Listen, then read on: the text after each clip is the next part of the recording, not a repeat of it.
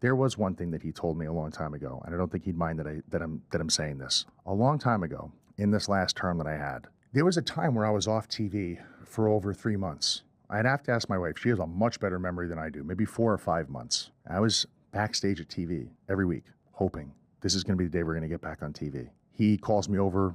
We sit down in Gorilla, just check in, shoot the breeze. We get to this conversation. He goes, I want to ask you a question. I go, what? And he says, say they pull you off TV for another 2 months, 3 months. Do you think if you were given the opportunity to go out there and perform at your best, you could get over with that audience, you could entertain them? I said, of course. And he goes, good. I do too. Never forget that. How about 5 months? Could you do it? Of course I could. Good. How about 6 months? How about a year? Could you go out there? If you had no handcuffs, no restrictions, could you go engage that audience? Could you get over? Could you do what you're supposed to do with this job? I said, yes. And he said, good. Don't ever let the time you're spending off TV rattle you because you know what you're doing. I can verbatim repeat that because that was a conversation that has lived in my head to now. It solidified my confidence in what I was doing like I had never ever had it before. Once you know what you're doing and you're certain you know what you're doing and you've demonstrated that you know what you're doing, there's your relationship that you can have with your people. You just can't doubt it. You can't let things get between